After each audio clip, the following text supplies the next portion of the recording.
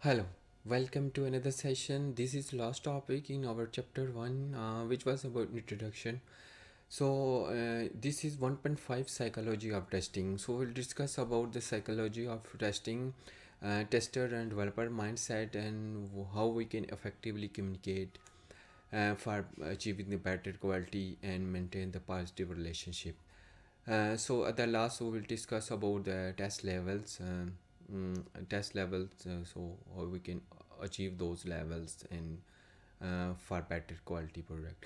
So let's discuss about tester psychology. As you know, testers are involvement requirement gathering. They participate in user story refinement sessions. They execute the product and find the defects. So they perceive as a criticism. They use to criticize the author and their product. Since the developer expect their code to be correct, they have the confirmation bias that make them difficult to accept that their code is incorrect. Usually, this makes them conflicts. So, information perceived by a tester often contains bad news. It is common human trait to blame the barrier of bad news. So, as a result of these psychological facts, some people perceive testing as a destructive activity, although it greatly contributes to the project progress and product quality. So, information about the defects and failure should be communicated in a constructive way. In this way, tension between developers and testers can be reduced. So let's discuss some of the effective ways for communications so we can reduce the tension between developers and testers. Uh, so, mm, Start with collaboration rather than battles. So, remind everyone the common goal for better quality. So, quality is not a responsibility of quality assurance team or developer. Quality is the responsibility of everyone. So, everyone should be involved uh, in better quality product, developing the better quality product. Communicate the test results and other findings in a neutral and fact focused way without criticizing the person who created the defective item. So, as softwares are developed by humans make mistakes. There can be problems on the development side. They have missed the requirements due to tight pressure and other factors. They have so bugs have introduced.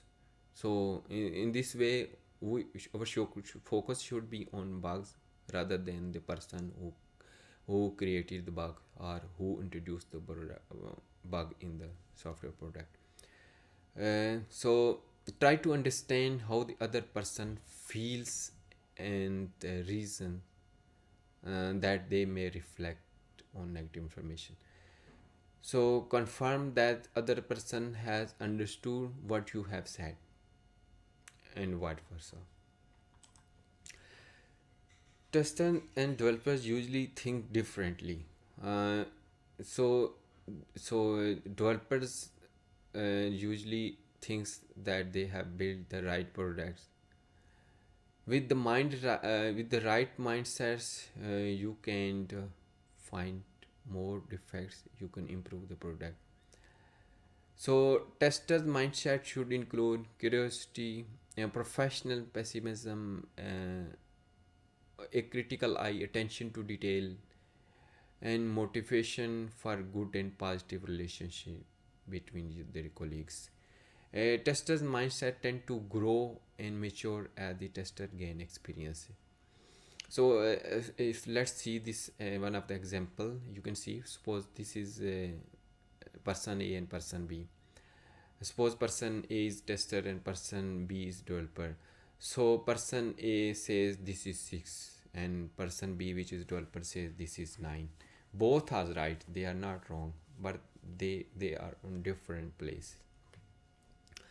So they should understand each other perspective. They should respect instead of fighting with each other on this.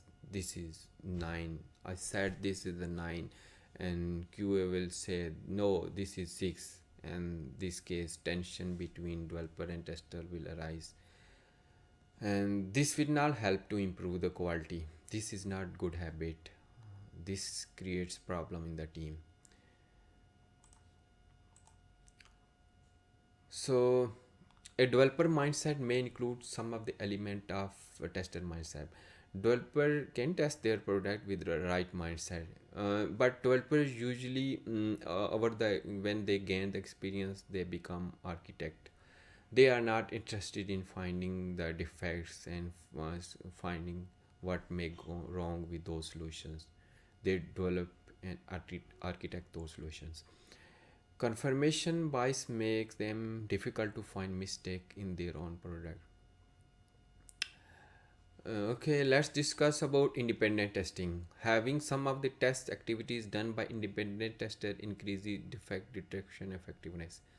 Independent tester brings a perspective which is different than that of those who produce our product. Independent testers, the third party testers, have a different cognitive biases from the author. So in the level one can be test designed by person who wrote the software under test. Test designed by another person, it can be his or her colleague, and then test designed by person from different organizational group or test specialists. These are specially dedicated QA teams who writes the test cases. And test designed by person from different organization and company, usually third party audits are done, or some third party does the testing. Okay, that's it from my side. Thank you very much. See you another session. Thank you.